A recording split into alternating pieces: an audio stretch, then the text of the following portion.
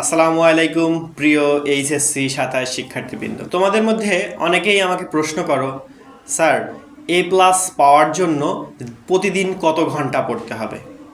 বা অনেকেই এ ধরনের প্রশ্ন করে, স্যার প্রতিদিন ৮ ঘন্টা করে পড়লে কি আমি পরীক্ষায় A+ নিশ্চিত পাবো? তো আবার অনেকেই মনে করে যারা দিনে ১২ থেকে ১৪ ঘন্টা পড়ালেখা করে তারাই মনে হয় ভালো রেজাল্ট করতে পারে। আজকে আমি আমার এই ভিডিওতে এই বিষয়গুলো নিয়ে বিস্তারিত আলোচনা করব। শুরুতেই একটি কথা মনে রাখতে হবে, শুধু মাত্র ৩১০ টাকায় যারা এখনো আমাদের এইচএসসি ২৭ টার্গেট প্লাস কোর্সে যুক্ত হওনি, খুবই দ্রুত করো, কারণ আমাদের কোর্সে যুক্ত হলেই পেয়ে যাচ্ছ সকল সাবজেক্টের সাজেশন সকল গ্রুপের পিডিএফ আকারে, বিগত বছরগুলোর বোর্ড এমসিকিউ উত্তর সহ পিডিএফ আকারে, প্রত্যেকটা সাবজেক্টের প্রত্যেকটা চ্যাপ্টারের চ্যাপ্টার ওয়াইজ অ্যানালাইসিস করা জ্ঞানমূলক অনুধাবনমূলক প্রশ্ন উত্তরের পিডিএফ, অভিজ্ঞ শিক্ষক দ্বারা তৈরিকৃত আইসিটি সাবজেক্টের দুর্দান্ত সব রেকর্ডেড ক্লাস, গ্রামার অংশে শর্টকাট টেকনিক ও দুর্দান্ত সব রেকর্ডেড ক্লাস, লিখিত অংশে শর্টকাট টেকনিক, পড়াশোনার রুটিন, A+ গাইডলাইন এবং এইচএসসি ২৭ পরীক্ষা পর্যন্ত ফুল সাপোর্ট থাকছে আমাদের এই ৩১০ টাকার কোর্সে। আমাদের কোর্সে যুক্ত হতে ৩১০ টাকা কোর্স ফি পাঠিয়ে ভিডিওতে দেওয়া নম্বরে হোয়াটসঅ্যাপে যোগাযোগ করো, সাথে সাথে তোমাকে ফেসবুক প্রাইভেট গ্রুপে যুক্ত করে নিব। তখন থেকে শুরু হবে তোমার A+ প্রস্তুতি। বেশি সময় ধরে পড়লেই ভালো রেজাল্ট করা সম্ভব হয় না। কত সময় ধরে পড়েছো তার থেকে বেশি গুরুত্বপূর্ণ বিষয় হচ্ছে কতটা মনোযোগ দিয়ে পড়েছো এবং সঠিক পদ্ধতিতে পড়েছো কিনা। অনেক শিক্ষার্থী মনে করে প্রতিদিন ১০ থেকে ১২ ঘন্টা না পড়লে হয়তো এইচএসসিতে ভালো রেজাল্ট করা সম্ভব হয় না। আসলে বিষয়টি এমন নয়। মনে করো একজন শিক্ষার্থী প্রতিনিয়ত ৫ ঘন্টা করে পড়ে, কিন্তু প্রতিদিন সে তার পড়াগুলো রিভিশন করে, মনোযোগ দিয়ে পড়ালেখা করে এবং তার সমস্যাগুলো ফাইন্ড আউট করে সমস্যা সমাধান করার চেষ্টা করে। এবং অপর একজন শিক্ষার্থী আছে যে দিনে ১০ ঘন্টা পড়ালেখা করে কিন্তু তার পড়ালেখাটা গোছালো না।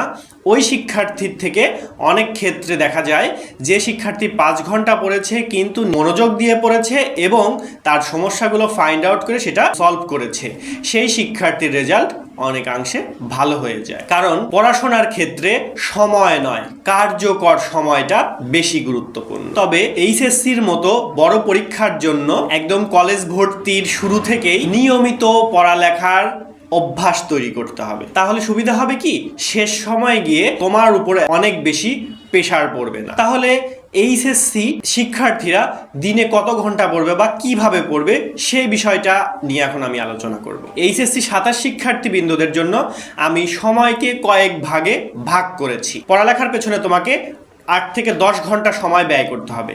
এই ৮ থেকে ১০ ঘন্টার মধ্যে কিন্তু তোমার কলেজ টাইম বা তুমি কোচিং করছো কোচিং টাইম বা তুমি বাসায় প্রাইভেট পড়ছো প্রাইভেট টাইম, এইগুলো ইনক্লুডেড হবে না। এই ১০ ঘন্টা বা ৮ ঘন্টা এই সময়টা শুধুমাত্র তুমি তোমার পড়ার পেছনে সময় দেবে।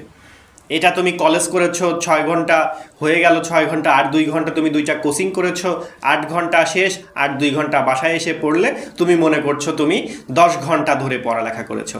আসলে এমনটি নয়। যদি তুমি ইন্টার লাইফে ভালো রেজাল্ট করতে চাও তোমাকে বাসায় কমপক্ষে ৮ থেকে ১০ ঘন্টা পড়তে হবে প্রতিদিন, এবং প্রতিদিন এই অভ্যাসটা তৈরি করতে হবে। এই সময়ের মূল লক্ষ্য হবে তোমার বেসিকটাকে পরিষ্কার করা, এবং বেসিকটা পরিষ্কার যেমন হবে তেমনি ভাবে তোমার প্রতিনিয়ত পড়ার যে অভ্যাসটা এটা তৈরি হবে। একজন ভালো শিক্ষার্থীর একটি মাত্র গুণ থাকে, সে পড়ার সময় পড়ালেখা করে, প্রতিনিয়ত তার পড়ার অভ্যাসটা সে নিজের মধ্যে আয়ত্ত করে। ইন্টার সেকেন্ড ইয়ারের প্রথম থেকে এই কাজটা শুরু করবে, দিনে ৮ থেকে ১০ ঘন্টা পড়বে। তারপর আস্তে আস্তে যখন তোমার প্রি টেস্ট ষান্মাসিক পরীক্ষা আসবে, তারপর প্রি টেস্ট পরীক্ষা আসবে, তারপরে তোমার টেস্ট পরীক্ষা আসবে, তারপরে তোমার ফাইনাল পরীক্ষা।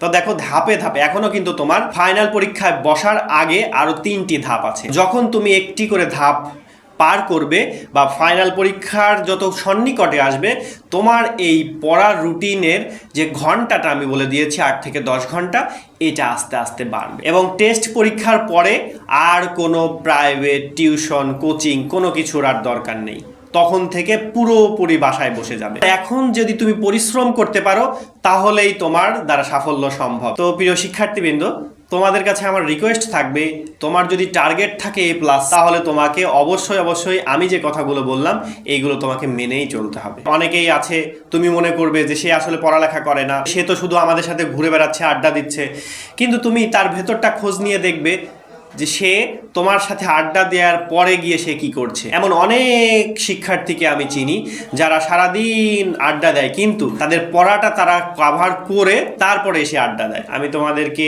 আবারও বলছি, তুমি প্রতিদিন পড়ালেখার অভ্যাসটা তৈরি করো এবং সেটা একটা নির্দিষ্ট সময়, এবং সেই সময়টা কিভাবে বাড়বে সেটাও কিন্তু আমি তোমাকে বলে দিয়েছি। তো প্রিয় শিক্ষার্থীবৃন্দ, এই অনুযায়ী পথ চলো, ইনশাআল্লাহ আল্লাহ তাআলা সাফল্য তোমাকে দান করবে। তো প্রিয় শিক্ষার্থীবৃন্দ, আজকের মতো এই পর্যন্তই। ভালো থাকবে, সুস্থ থাকবে, আমাদের জন্য দোয়া করবে। আল্লাহ হাফেজ, আসসালামু আলাইকুম।